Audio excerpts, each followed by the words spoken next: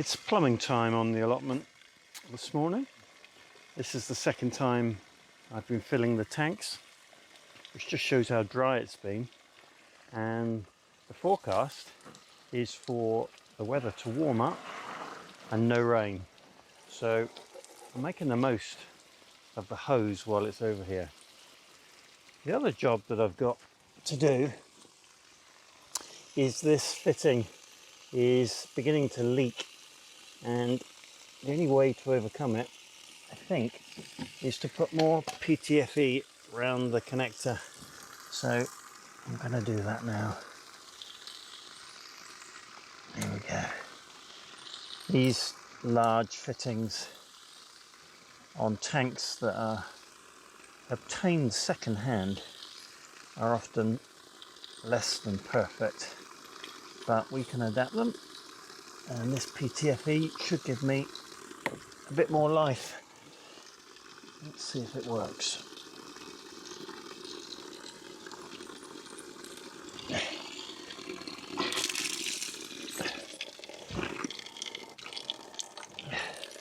Oh no, in this case it's nothing to do with the PTFE, it's more to do with the cap, which is split, so bigger repair.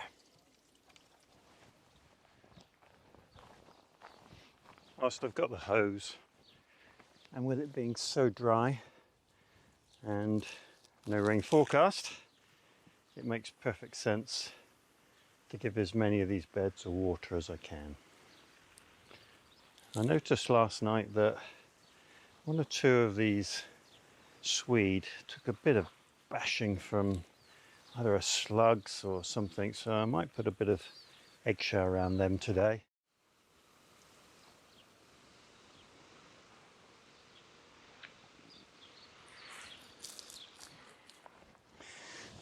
The other day I noticed that one of the houses over the back here was throwing out this old guttering. They put it in a bag out the back of the gate for the dustbin men or the trash men to pick up. And these two parts are really quite useful.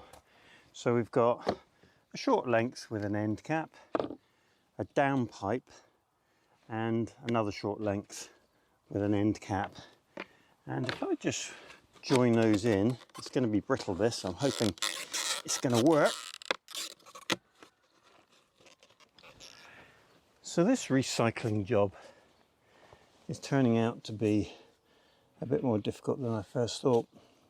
The main reason is that it's really old and very brittle, and that section, which is supposed to spring fit into there, just will not go, and I'm frightened that if I force it I'll crack this piece, and this is the main piece that I need to protect. So I'm going to use a little cutting of some new, and that's got lots of spring in it, and that should enable me to get in there. And I'll use one of these end caps that I've got spare, and that'll do the job. The main piece to find when you're trying to recycle for this purpose is this down piece. So with no further ado, I'll cut a length of this and see how I get on. Wow, that was an effort. I have to say, that's not the ideal saw to cut with, but that's what I had. So first things first, will that spring fit into here? And the answer is yes, I'm pleased to say, which is really good news. And then will one of these end caps go onto here?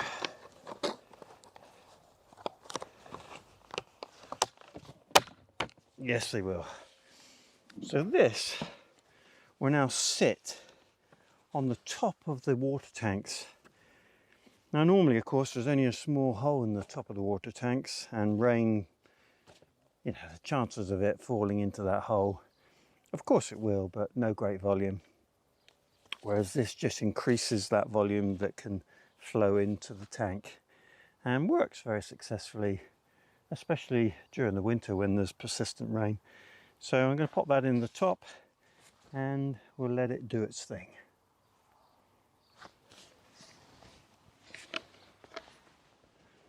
So it's not the most beautiful looking apparatus, but it is effective. So the water catches in the gutters and just falls down the slope into the hole and into the tank. And this one, I've tested it, is airtight or watertight at the bottom and will also fill up.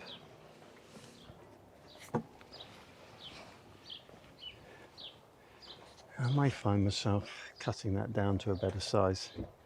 We'll wait and see.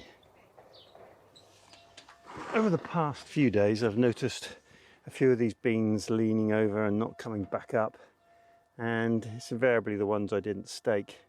And once they lean over like that, a couple of things happen. You get additional shoots come out of the bottom, I find, but you also don't get a particularly productive plant.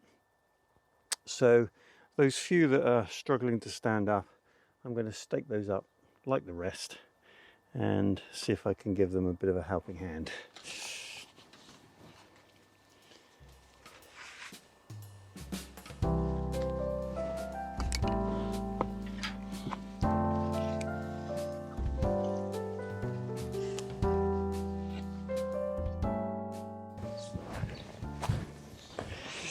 I'm really pleased how the broad beans have come along. I think now's the time to take away this screen and let them have as much light as possible and plant up the few remaining broad beans that I can get in this bed. I think it's going to leave me some spares.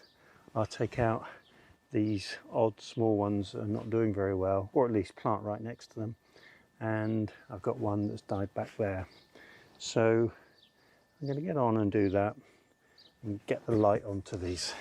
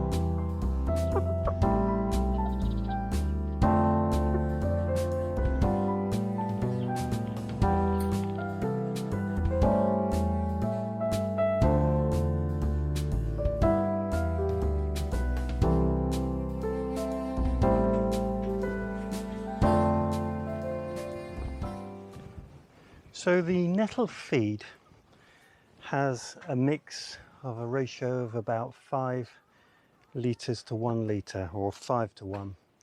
So I'm just topping off this so that I get about that mixture. This is possibly a little bit stronger, but given that I'm not putting the plants in for a while, I've just sown them, I don't think it's going to cause any harm. And certainly with courgettes and pumpkins and squash, they're all voracious feeders and they do like to have plenty of feed or plenty of goodness in their growing medium. So I'm going to take extra care with this because it sure is smelly.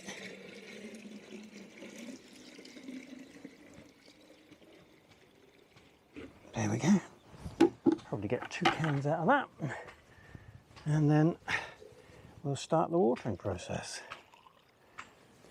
And to start with, these tubes fill up very easy, and as the soil underneath gets a little bit more moisture retentive, so you can pour more liquid in.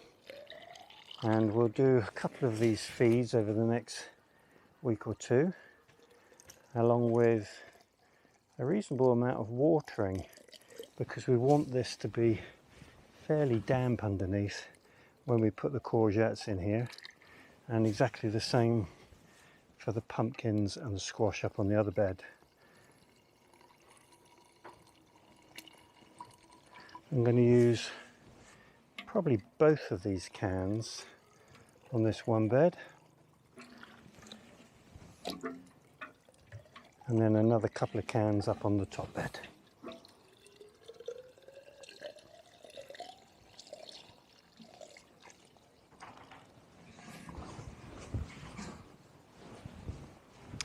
The side shoots into this just help to add goodness and moisture to the thicker part of the bed, because this starts thin and gets thicker. It wasn't planned that way, but that's what happened.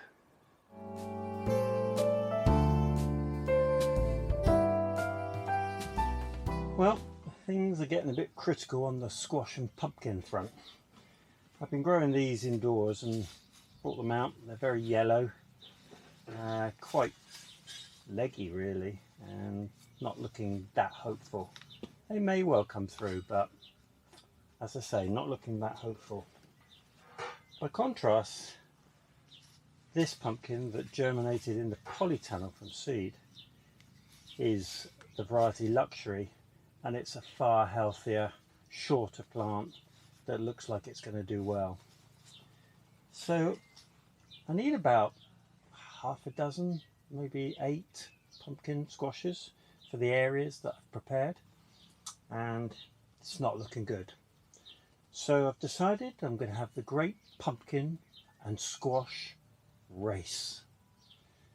So what am I going to do? Well, I bought a couple of these fantastic looking trays from Tony's UK Here We Grow. So this is root trainers in a block, and they really are brilliant. So I've decided I'm going to give one of those a go, and I'm going to grow 2 of each of the pumpkin and squash seeds that I have in my archives, and that numbers 20 in total, and the seeds go back to 2014, so there's a low probability of them germinating. But I figured if I put 2 of each in these root trainers, then I might succeed. If I get a 20% success rate, it'll give me a goodly amount of plants to cover what I need. I'm also having a real dilemma with cucumber. The cucumber that I've planted over in the corner there is just not flourished, and I think cucumbers are warm loving plants, and I've tried to grow it at home, bring it across, and it just doesn't like it. What we need is more of that, and I think the only way you can get that is by sowing into the polytunnel to start with. Well, it's May the 15th, so halfway through May, and I think it's probably getting at the outer edge of sowing these sort of seeds, but needs must. So welcome to the Great Pumpkin and Squash Race, and I'm going to put 2 of each of these in and see what happens. I'll keep you informed.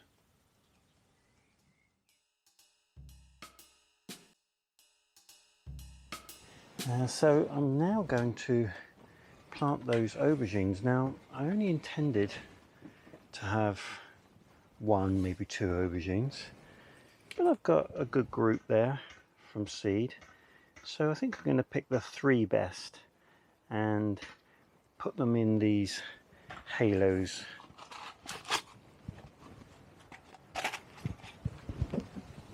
So give them a good watering in and see if I can get some aubergines this year. Fingers crossed. I wanted to show you how successful I was in adding a coriander to the end of this garlic bed. And there it is, right there. Overnight, it just disappeared. I don't know whether it was pulled up by something or it was just eaten alive by slugs. But it's made me think, with the other herbs that I've been growing, I'm going to do something completely different. So I don't want to be using good compost, but I'm going to make 3 pots from various mixture of things which I'm going to share with you.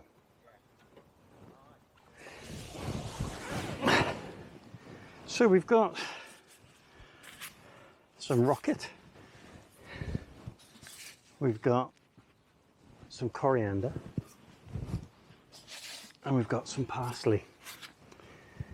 And I'm going to use some finer compost on the top and then the rotted chicken manure at the bottom just to bulk it up. Now, I showed you these were various failings of my sowings, but by virtue of the fact that they failed, the compost in them is still probably better than average. So I'm going to collect every last bit of that up.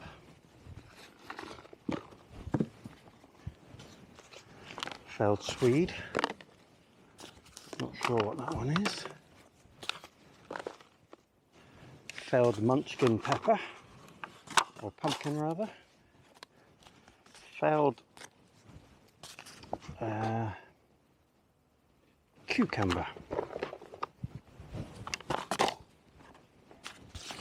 Blank, blank, blank. Oh, more of the same. I might find some seeds in these that are just waiting to germinate. If that happens, so be it. It's not the end of the world. But as you can see, collecting together the compost from these failed germinations, it's a courgette, works out in terms of having some extra compost. So we'll just break that up. If I see any larger seeds, I'll take them out. There we are. So here we've got spent potato compost. Again, not ideal, but good enough for what we're going to do. So I'm going to fill these 3 pots with the chicken manure and the rotted bedding, and then I'm going to add a layer of this better compost on top. So I've let that soak in, and they're reasonable heights, and I'm going to do parsley in one, rocket in the other, and calypso coriander in the third, and that should give us a nice picking bucket of each. And the game then really is to keep picking it and keep it relatively low so that none of these plants really get leggy and get going. That way you have a constant crop and you've just got plants that are manageable rather than getting out of hand. So I'll get on and plant those up.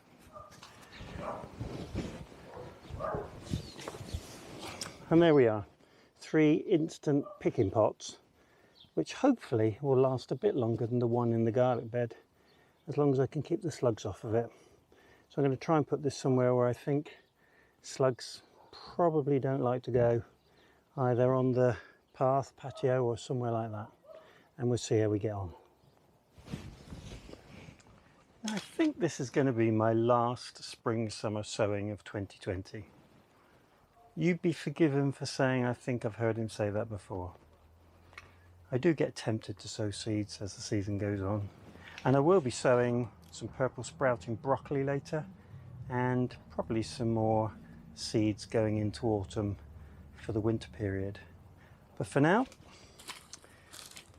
what arrived today was the beans gigantes, and I ordered these on eBay.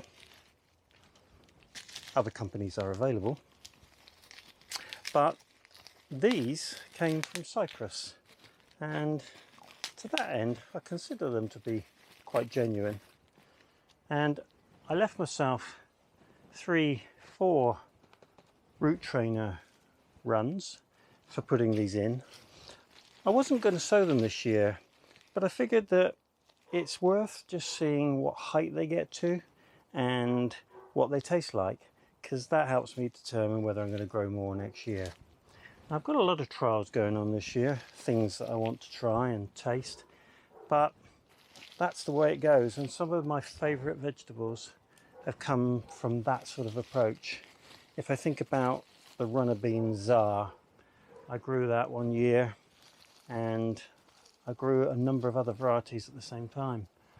And it wasn't long after tasting, and the versatility of using Tsar as a winter bean, i.e. drying it and rehydrating it and putting it in stews, that I figured that that was a runner bean that I was going to stick with, and I grow it to this day. And who knows, Gigantes might be the next Tsar. But all these beans, the Bellottis, the Cannellini, and this Gigantes, I'm growing with a view of storing the beans and putting them in jars for those cold winter months when we want to make stews. And I'm looking forward to seeing whether they'll succeed. So there it is, sown. There's a few left for next time if I like them. I do hope you enjoyed the video today. If you did, click the subscribe button, click the like button, and if you want updates from me each time I upload a video, click the bell and select all. I do hope you have a great day. Diolch yn fawr.